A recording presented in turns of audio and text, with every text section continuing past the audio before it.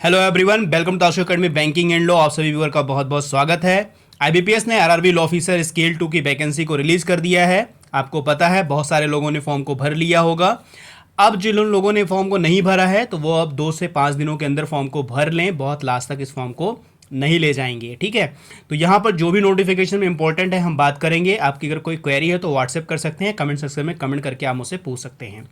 यहाँ पर जो भी इंपॉर्टेंट होगा हम नोटिफिकेशन में डिस्कस कर लेंगे। तो चलिए फटाफट नोटिफिकेशन हम लोग सारी चीज़ें डिस्कस करते हैं। वीडियो को लाइक शेयर सब्सक्राइब लोग जरूर कर दीजिएगा। और यहाँ थंबनेल पर आप एग्जाम डेट देख रहे हैं 10 सितंबर पहले से ही डिसाइडेड है। और टोटल पोस्ट कितनी है 24, और थोड़ी बहुत बढ़ सकती है वो हम नोटिफिकेशन में आगे डिस्कस कर लेंगे। और अगर आप मॉक टेस्ट ज्वाइन करना चाहते हैं तो वीडियो के एंड में जो है पूरा डिस्कस मैंने किया है कि मॉक टेस्ट को आप कैसे ज्वाइन कर सकते हैं। इस समय जो है टोटल 4 मॉक टेस्ट कंडक्ट हो चुके हैं, 5th अभी अगले संडे को होने वाला है।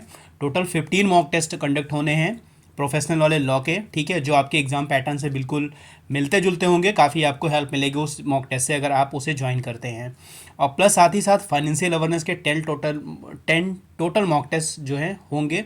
अभी शुरू नहीं हुआ है लेकिन संडे से ही पहला फाइनेंशियल अवेयरनेस का शुरू होने वाला है। तो टोटल इस वीडियो के एंड में हम डिस्कस कर लेंगे मॉक टेस्ट अगर आप ज्वाइन करना चाहते हैं तो। अब हम लोग आ गए डायरेक्ट नोटिफिकेशन पर। तो इस बार आईबीपीएस ने काफ़ी अच्छा नोटिफिकेशन बनाने की कोशिश की है और बनाया भी है।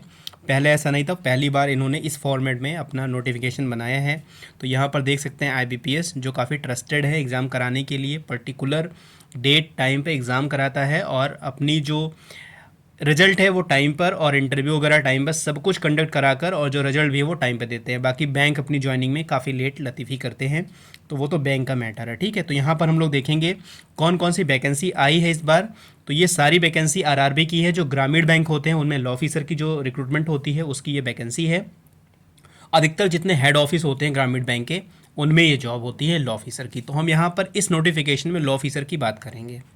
तो यहाँ पर आप देख सकते हैं, तो यहाँ पर बहुत सारी आती है, जैसे स्केल 1 की आती है, क्लर्क की आती है, स्केल 2 और स्केल 3, ये तीनों की आती है कंबाइंड मिलाकर आरआरबी के नाम से। IBPS RRB scale 2, scale 1, scale 3 और ऑफिस असिस्टेंट के नाम से आती है। तो यहाँ पर जो स्केल 2 का लॉ ऑफिसर का होता है ना, हम वहीं पर बात करेंगे यहाँ पर। तो यहाँ पर देखिए क्या इन्होंने अच्छा बनाया है कि जैसे इंट्रोडक्शन का पेज नंबर 1 पर है। ठीक है, पार्टिसिपेटिंग आरआरबी जो बैंक हैं वो कितने पे है, पेज नंबर 3 पे है। तो इस तरह इन्होंने काफ़ी अच्छा इस बार फॉर्मेट बनाने की कोशिश की है और काफ़ी अच्छा बनाया। सब कुछ यहाँ पर इन्होंने दिया। जैसे एज की बात कहाँ पर की गई, पेज नंबर 5 पर बात की गई। तो आप इस तरह से ढूंढने में आपको आसानी होगी और काफ़ी सब कुछ आप यहाँ पर एक इंडेक्स टाइप का दे दिया है, तो सब कुछ यहाँ से आप ढूंढ सकते हैं। तो यहाँ पर देखिए सब कुछ जैसे ना इन्होंने दे रखा। ठीक है, एक पर्टिकुलर पेज नंबर पर इन्होंने सब कुछ गाइडलाइन वगैरह, ईडब्ल्यूएस का कहाँ पे दिया गया है, 11 नंबर पे दिया गया। तो सब कुछ इन्होंने इस बार काफ़ी सिस्टम से दे रखा है, काफ़ी अच्छे तरीके से दे रखा है। काफ़ी अच्छा इस बार इन्होंने अपना नोटिफिकेशन बनाने की कोशिश की है। तो आप लोग भी एक बार ज़रूर पढ़िएगा। यहाँ पर देखिए एक काम इन्होंने और भी अच्छा कर दिया है। जैसे यहाँ पर देखिए स्केल 1 को अगर अप्लाई करना है तो यहीं से आप अप्लाई कर सकते हैं।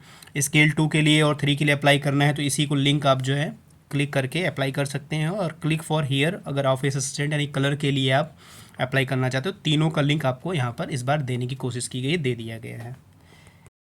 उसके बाद आगे चलते हैं, देखते हैं क्या क्या इंपॉर्टेंट है। जो कुछ भी इंपॉर्टेंट है सिर्फ वही बात करेंगे, बाकी आप लोग एक बार नोटिफिकेशन ज़रूर पढ़िएगा। और अब तक बहुत सारे लोगों ने फॉर्म को भर लिया होगा, जिन्होंने नहीं भरा होगा तो वो भी 1 से 2-3 दिन के अंदर फॉर्म को भर लेंगे। अगर कोई डाउट है तो आप कमेंट में करके कमेंट कर सकते हैं या व्हाट्सएप नंबर पे कमेंट करके आप पूछ भी सकते हैं। ठीक है, पूरी डिटेल आपको एक एक चीज़ें काफ़ी क्लियरली भरिएगा, जिससे आपको क्या रहेगा आगे प्रॉब्लम नहीं होती कि आगे बहुत सारे लोग गलतियाँ करते हैं जिससे आगे चलकर उनका वेरिफिकेशन में फिर फाइनल नहीं हो पाता है, रुक जाता है, उनको जॉब नहीं मिल पाती है। और एक बात और ध्यान रखिएगा, जो बच्चे जो स्टूडेंट स्केल 2 का भर रहे हैं वो स्केल 1 का नहीं भरेंगे, क्योंकि अगर स्केल 1 और स्केल 2 दोनों भरते हैं तो जो लास्ट में आप फॉर्म भरोगे उसी एक का एडमिट कार्ड आएगा। इसीलिए स्केल 2 भरने वाले सभी छात्र केवल स्केल 2 अप्लाई करें, स्केल 1 अप्लाई ना करें, क्योंकि उनका लास्ट जो फॉर्म भरोगे उसी का एडमिट कार्ड आएगा। काफ़ी बच्चे ये गलती करते हैं कि पहले लॉ ऑफिसर भर दिया, बाद में देखा स्केल 1 भी एलिजिबल है तो वो भी उन्होंने भर दिया, और आता क्या है स्केल 1 का एडमिट कार्ड आएगा, स्केल 2 का एडमिट कार्ड नहीं आएगा। ठीक है, तो ये गलतियां ना करेंगे। केवल स्केल 2 अगर एलिजिबल है तो स्केल 2 जरूर भरिएगा। ऑफिस असिस्टेंट का भर सकते हैं अगर आप एलिजिबल हैं, स्केल 1 का नहीं भरना है। ठीक है, अगर नहीं समझ में आया होगा तो आप कमेंट में करके मुझसे पूछ सकते हैं और व्हाट्सएप भी कर सकते हैं आप। तो यहाँ पर बाकी सारी डिटेल नोटिफिकेशन है, ठीक है, यहाँ पर आप देख लीजिए पार्टिसिपेटिंग आरआरबी कौन कौन से बैंक यहाँ पर जो हैं पार्टिसिपेट कर रहे हैं। तो टोटल 43 बैंक हैं। यहाँ सारे बैंक के नाम दिए हैं, उनके हेड ऑफिस, उनका स्टेट और उनकी लैंग्वेज दी गई है। ठीक है, तो यहाँ पर टोटल 43 बैंक हैं। आप लोग अपने स्टेट के अकॉर्डिंग अपना बैंक, अपना हेड ऑफिस देख लीजिए कि हेड ऑफिस में ये जॉब होती है, हेड ऑफिस में आपको ये जॉब मिलेगी। ठीक है, तो जो इंपॉर्टेंट होगा, जैसे यहाँ पर एलिजिबिलिटी क्राइटेरिया इंपॉर्टेंट है, तो वो हम चल के देखते हैं कि क्या क्या एलिजिबिलिटी हो सकती है। तो यहाँ पर जो सबसे पहली चीज़ इंपॉर्टेंट है वो आप देख सकते हैं एज। ठीक है, सबसे पहले इंपॉर्टेंट चीज़ यही है। स्केल 2 का हम लोग भर रहे हैं। ठीक है, मैनेजर पोस्ट होती है, ये लॉ ऑफिसर स्केल 2 की होती है, विधि अधिकारी स्केल 2 होती है। तो यहाँ पर आपकी एज जो होनी चाहिए 21 ईयर से लेकर 32 ईयर के बीच में होनी चाहिए। 21 से 32 के बीच में आपकी एज होनी चाहिए। और यहाँ पर डेट ऑफ बर्थ दिया गया है 3/6/1991 से 31/5/2002 के बीच में आपकी एज होनी चाहिए, डेट ऑफ बर्थ होनी चाहिए। इससे अगर ज़्यादा है तो आप इस फॉर्म को अप्लाई नहीं कर सकते हैं। बाकी अगर SC ST OBC की बात करते हैं तो उनको यहाँ पर रिलैक्सेशन दिया गया एज में। ठीक है, SC ST के लिए 5 ईयर, OBC के लिए 3 ईयर छूट दी गई है। आगे लिस्ट है, वो भी आप देख लीजिएगा। तो यहाँ पर एज क्राइटेरिया की बात हो गई है। ठीक है, यहाँ पर देख लीजिए ए रिलैक्सेशन दिया गया है, आप लोग यहाँ पर देख सकते हैं। SC ST का ये है 5 ईयर और OBC का जो है 3 ईयर यहाँ पर छूट दी गई। बाकी जो डिसेबिलिटी अगर किसी को है, कोई PH का कैटेगरी का है, तो वो अपना यहाँ पर देख सकता है। ठीक है, कितनी क्या छूट दी गई है, सब कुछ यहाँ पर लिखा गया है। तो यहाँ पर छूट दी गई है। ठीक है, आप लोग देख लीजिएगा। आगे चलते हैं, इंपॉर्टेंट क्या क्या चीज़ें हैं देखते हैं। बाकी आप लोग एक बार नोटिफिकेशन को ज़रूर पढ़िएगा, काफ़ी अच्छी हैबिट होती है और पढ़ना भी चाहिए सारे स्टूडेंट को। दूसरी चीज़ क्या है, अगर आपकी कोई क्वेरी हो फॉर्म भरने से, कोई चीज़ आपको समझ में नहीं आ रहा हो, ठीक है, तो आप व्हाट्सएप कर सकते हैं मुझे, या कमेंट सेक्शन में कमेंट करके पूछ सकते हैं। सब कुछ डिटेल अच्छे से भरिएगा, समझ कर भरिएगा। कुछ गलती करेंगे तो चीज़ें समझिए आगे आपको प्रॉब्लम क्रिएट होती हैं और आगे बहुत सारी चीज़ें नहीं हो पाती हैं, ठीक ठाक नहीं हो पाती हैं। ठीक है, तो यहाँ पर एज क्राइटेरिया हो गया है। और अब हम फटाफट कहाँ पहुँच गए हैं ये सब देखिए। अगर EWS कोई कैंडिडेट है, ठीक है, ध्यान से सुनिएगा, अगर EWS कोई कैंडिडेट है तो EWS कैटेगरी में ज़रूर फॉर्म अप्लाई करिएगा, इसका बेनिफिट मिलता है। कभी कभी लॉस भी होता है और अधिकतर बेनिफिट भी मिलता है। तो अगर ठीक है EWS कैटेगरी के हैं तो आप EWS कैटेगरी में ज़रूर फॉर्म को फिल करिएगा। ठीक है, आगे चलते हैं, देखते हैं। और जितनी भी कैटेगरी हैं, जैसे SC ST OBC कैटेगरी हैं, तो इनके जो भी फॉर्मेट हैं कैटेगरी वाइज, वो सबके सबसे लास्ट में दिए गए हैं। EWS का फॉर्मेट क्या होगा, SC की सर्टिफिकेट का फॉर्मेट क्या होगा, OBC के सर्टिफिकेट का फॉर्मेट क्या होगा, सबसे लास्ट में सब कुछ दिया गया है। उसी फॉर्मेट में आप लोग बनवा लीजिएगा। सबसे इम्पॉर्टेंट जो यहाँ पर है वो है एजुकेशनल क्वालिफिकेशन, क्या इंपॉर्टेंट होना चाहिए। तो यहाँ पर हम लोग देखेंगे, काफ़ी इंपॉर्टेंट है ये। यहाँ पर देखिए लॉ ऑफिसर, ठीक है, स्केल 2 का है सीधे। अगर आप बैंक में देखते हैं तो पहले क्लर्क होता है, फिर स्केल 1, फिर स्केल 2 होता है। तो डायरेक्ट स्केल 2 की पोस्ट है, तो काफ़ी अच्छी पोस्ट है। यहाँ पर है degree from a recognise university in law और it's equivalent with a minimum 50% marks in aggregate. यानी आपके पास LLB की डिग्री होनी चाहिए, ठीक है, 3 ईयर की हो या 5 ईयर की हो, और इसमें आपके 50% मार्क्स होने चाहिए। ठीक है, पहली क्राइटेरिया हो गई। दूसरी क्या है, 2 ईयर्स एज एन एडवोकेट, यानी 2 साल की आपको एडवोकेट की प्रैक्टिस होनी चाहिए, या 2 साल का ही आपको किसी बैंक में एज अ लॉ ऑफिसर, या लॉ ऑफिसर प्राइवेट बैंक में भी होते हैं, तो अगर किसी भी बैंक में, प्राइवेट बैंक या गवर्नमेंट बैंक या किसी भी फाइनेंशियल इंस्टीट्यूशन में अगर आपने वर्क किया है 2 वर्ष का, 2 साल का, तो भी आप इस फॉर्म को भरने के लिए एलिजिबल हैं। तो ये काफ़ी इंपॉर्टेंट है। अगर आपको ये चीज़ समझ में आ गई हो तो काफ़ी अच्छी बात है। मैं एक बार फिर से बता दे रहा हूँ कि आपके पास लॉ की डिग्री होनी चाहिए, LLB की 3 ईयर या 5 ईयर की डिग्री होनी चाहिए, जिसमें 50% या इसके अबव आपके मार्क्स होने चाहिए। आपके पास 2 साल का एडवोकेट की प्रैक्टिस होनी चाहिए, यानी डेट ऑफ एनरोलमेंट से अब तक, जब तक नोटिफिकेशन आए तब तक आप 2 साल पूरे कर लिए हों, और या 2 साल as a law officer scale 1 private bank, government bank या किसी भी फाइनेंशियल इंस्टीट्यूशन में आपने लॉ का काम किया है, तो आप इस फॉर्म को भरने के लिए एलिजिबल हैं। तो चीज़ें समझ में आ गई हैं आपको। अगर अभी भी आपको चीज़ें क्लियर नहीं है, कुछ भी आपको पूछना है, समझना है, तो व्हाट्सएप और कमेंट करके आप पूछ सकते हैं। अब हम आगे देखते हैं और क्या इंपॉर्टेंट हो सकता है। तो यहाँ पर जितनी भी कैटेगरी के फॉर्म आए हैं, सबके जो है यहाँ पे एजुकेशनल क्वालिफिकेशन दिए गए हैं। यहाँ पर फ़ी कितनी है ये भी आप लोग देख लीजिए, ठीक है। तो स्केल 1, स्केल 2, स्केल 3 के लिए 175 रुपये SC ST और PWD कैंडिडेट के लिए है, और 850 रुपीज़ क्या है सभी के लिए हैं, चाहे वो जनरल कैटेगरी के लिए हैं, OBC कैटेगरी के लिए, तो सबके लिए 850 है। ऑफिस असिस्टेंट का जो कलर का है वो भी 175 SC ST PWD के लिए है, और 850 जो है ऑल अदर कैटेगरी यानी जनरल और OBC के लिए यहाँ पर दिया गया है। अब यहाँ पर इंपॉर्टेंट जो है पेपर पैटर्न, ठीक है। पेपर पैटर्न क्या होगा हम लोग का स्केल 2 का देखना है, तो पेपर पैटर्न भी काफ़ी इंपॉर्टेंट है, पुराना वाला ही पेपर पैटर्न है, वही चला आ रहा है पेपर होते होते। यहाँ पर एक चीज़ और है, जो बैंक हैं, ठीक है, उन बैंक के स्टेट के नाम दिए हैं और कहाँ कहाँ पे एग्ज़ाम कंडक्ट हो सकता है, ठीक है, तो ये उस जगह का नाम दिया गया है, तो ये भी आप लोग देख सकते हैं। अब हम लोग बात करेंगे सिलेबस की, ठीक है। स्पेशलिस्ट कैडर का ये सिलेबस है, ये हम लोग देखेंगे, ठीक है। ये है आपके लॉ ऑफिसर स्केल 2 का सिलेबस। यहाँ पर टोटल 6 सब्जेक्ट है, आप देख सकते हैं। 1 पे प्रोफेशनल नॉलेज, 2 पे रीजनिंग, 3 पे फाइनेंशियल अवेयरनेस, और 4A और 4B पे इंग्लिश लैंग्वेज और हिंदी लैंग्वेज, 5 पे है कंप्यूटर, और 6 पे है क्वांटिटेटिव एप्टीट्यूड या डेटा इंटरप्रिटेशन।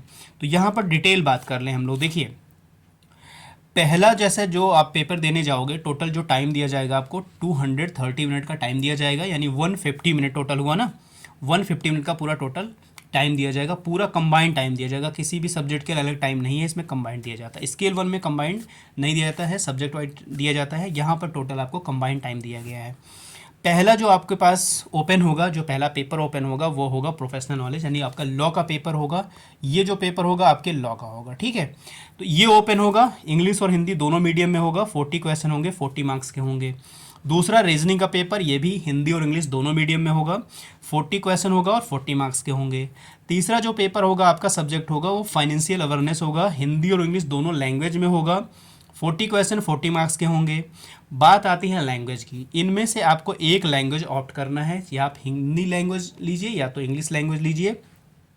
अगर आप इंग्लिश ऑप्ट करते हैं तो 40 क्वेश्चन होंगे 20 मार्क्स के, अगर आप हिंदी ऑप्ट करते हैं तो 40 क्वेश्चन होंगे 20 मार्क्स के।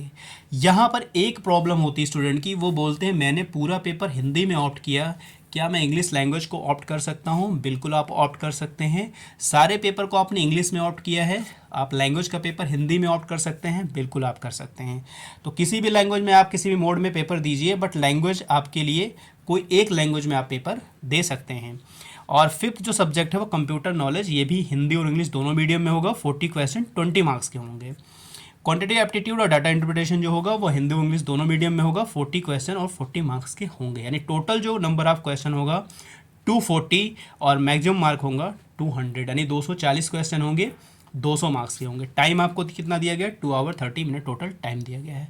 तो यहाँ पर भी अगर आपको कुछ चीज़ें समझ में नहीं आई होंगी तो आप पूछ सकते हैं मुझे, बाकी काफ़ी सिंपल है, पुराना सिलेबस है और इसी पैटर्न पे अभी तक एग्ज़ाम होता रहा है। आगे क्या चीज़ इंपॉर्टेंट हो सकती है हम लोग देख सकते हैं, स्केल 3 का है, ये हम लोगों से कोई मतलब नहीं है, स्केल 3 वाले बच्चे इसको देख सकते हैं। अब हम लोग देख लेते हैं सीट कितनी है।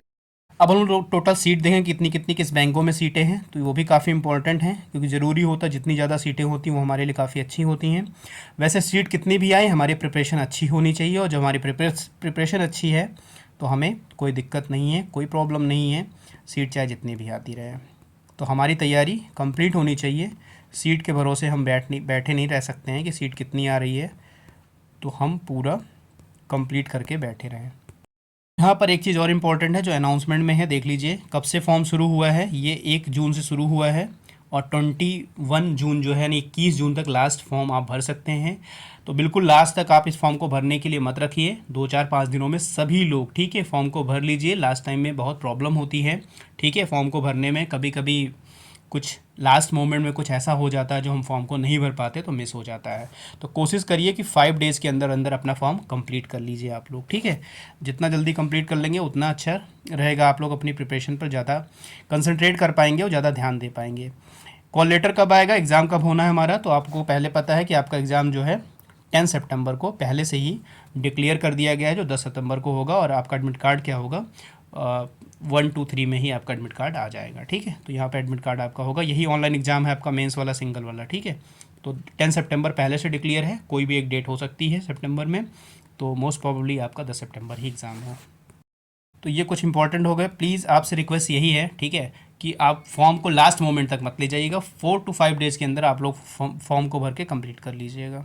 ठीक है, बाकी इनका बहुत ही सब कुछ एक टाइम पर होता है, जैसे आप देख सकते हैं यहाँ पर डिक्लेरेशन ऑफ रिजल्ट कब होगा। ठीक है, अक्टूबर में रिजल्ट इन्होंने इनको दे देना है। फिर इंटरव्यू लेटर का कॉल लेटर कब होगा, अक्टूबर नवंबर के मिड में हो जाएगा। ठीक है, इंटरव्यू कंडक्ट कब होगा, अक्टूबर नवंबर में होगा। और जो प्रोविजनली अलॉटमेंट देते हैं वो कब देंगे, जनवरी 2024 में दे देंगे। तो काफ़ी बिल्कुल एक एक्यूरेट टाइम पे इनका पूरा फोकस होता है, पैटर्न पेपर कराने का सब कुछ लेकर, मतलब एक फिक्स टाइम पे इनका सारी चीज़ें होती हैं, जेन्युइन होती हैं। हम टोटल देखेंगे कौन कौन से बैंक ने लॉ ऑफिसर की रिक्रूटमेंट को दिया है। ठीक है, कौन से बैंकों ने नहीं दिया है, किस बैंक में है और किस बैंक में नहीं, तो वो चीज़ें हम लोग यहाँ पर देख सकते हैं। इस बार वैसे ठीक ठाक पोस्ट आई है, हमेशा से 23, 24, 25 रहती है, तो I think so 24 post total है। तो यहाँ पर आप देख सकते हैं टोटल, तो ये है पूरे बैंक के नाम, जो 43 बैंक टोटल होंगे, वो मैंने आपको ऊपर भी बता दिया है। और यहाँ पर कैटेगरी वाइज एससी कैटेगरी की, एसटी कैटेगरी की, ओबीसी, ईडब्ल्यूएस, जनरल और टोटल वैकेंसी यहाँ पर दे दी गई है। तो यहाँ पर सबसे पहले देख लीजिए आर्यावर्त बैंक का है, जो उत्तर प्रदेश का है, यूपी का है ये, और लखनऊ में इसका हेड ऑफिस है। टोटल यहाँ पर 4 वैकेंसी रिपोर्ट किया है, यानी 4 वैकेंसी टोटल रिपोर्ट किए हैं।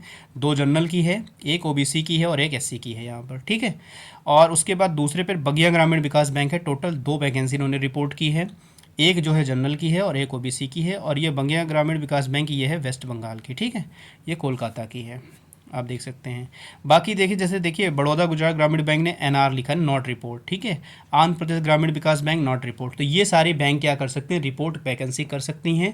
इनके पास अगर कुछ चीज़ें इस समय देखो, आरआरबी का मर्जर भी स्टेट वाइज चल रहा है, तो मर्जर की वजह से कुछ बैंकों ने अपनी वैकेंसी रोक रखी। जैसे अगर आप देखते हैं बड़ौदा यूपी ग्रामीण बैंक, इसमें टोटल अभी 6 वैकेंसी वैकेंट है, खाली है। ठीक है, 6 पोस्ट टोटल खाली हैं, इनको रिपोर्ट करना था बट नहीं किए, क्योंकि इनका कुछ मर्जर का प्रोसेस चल रहा है, तो इसलिए इन्होंने रोक रखा है। ठीक है, अगर मर्जर कंप्लीट नहीं हुआ तो ये वैकेंसी इसमें ऐड हो सकती है। तो इस समझ लीजिए 24 टोटल है इस समय, और 4 to 5 वैकेंसी और ऐड हो सकती है, तो अप्रॉक्स मानिए ये वैकेंसी 30 हो सकती है 100%। ठीक है, अगर मर्जर कंप्लीट हो गया तो उस हिसाब से देखा जाएगा, अगर मर्जर नहीं हो पाया तो ये वैकेंसी रिपोर्ट हो जाएगी। तो एनआर वाले क्या कर सकते हैं, वैकेंसी को रिपोर्ट कर सकते हैं।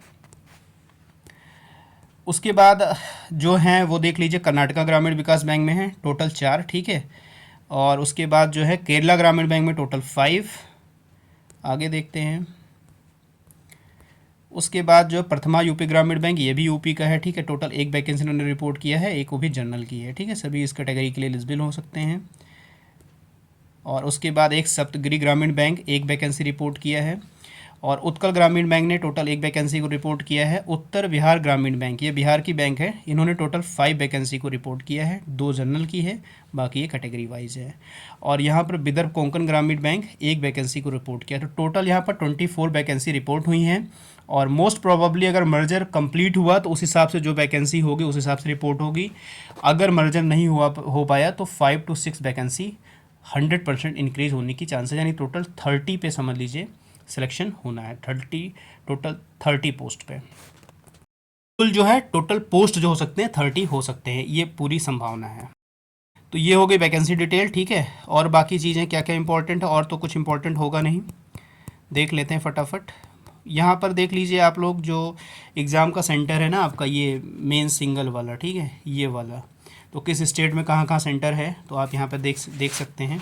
वैसे सेंटर वाला इसमें मांगा नहीं, बट आप यहाँ देख सकते हैं, यहाँ पर एग्ज़ाम आपका हो सकता है।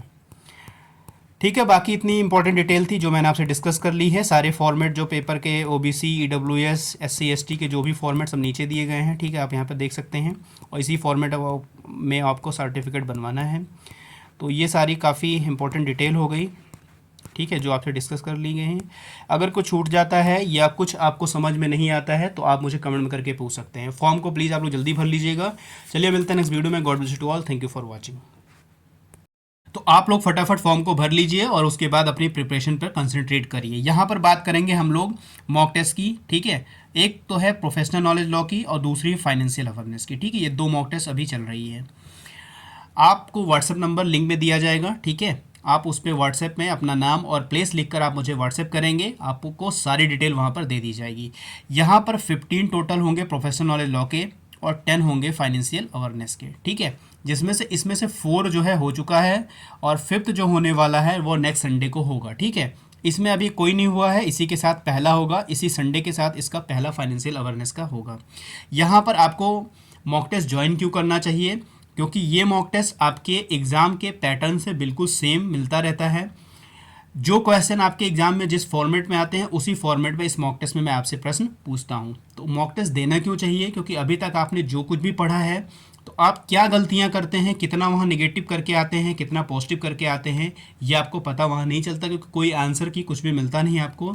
और यहाँ पर अगर आपने जो कुछ भी अभी तक पढ़ा है, मॉक टेस्ट देने के बाद आप एक एनालिसिस अपना कर सकते हैं कि मैं कितनी गलतियां कर रहा हूं और मेरे मार्क्स जो हैं क्यों कम आ रहे हैं या क्यों ज़्यादा आ रहे हैं। ये सारी चीज़ें आप यहाँ पर मॉक टेस्ट देकर एनालिसिस कर सकते हैं। जो कई बार दे चुके हैं तो उनको जो मॉक टेस्ट उनको भी देना चाहिए, देखकर उनको लगेगा कि हाँ, जो क्वेश्चन आपके एग्जाम में आते हैं सेम टू सेम मैं मॉक टेस्ट में कराता हूँ। जो फर्स्ट टाइम देने जा रहे हैं उनको ज़रूर से ज़रूर मॉक टेस्ट ज्वाइन करना चाहिए। क्यों ज्वाइन करना चाहिए? क्योंकि उनको पेपर पैटर्न पता होना चाहिए कि किस तरह के एग्ज़ाम जो है हम फेस करने वाले हैं, किस तरह का क्वेश्चन फॉर्मेट जो है हमारे एग्जाम में आने वाला है, तो उनको भी किस तरह से ज्वाइन करना चाहिए। बाकी डिटेल आप व्हाट्सएप करिएगा, वहाँ आपको दे दी जाएगी। चलिए मिलते हैं नेक्स्ट वीडियो में। God bless you to all. Thank you for watching.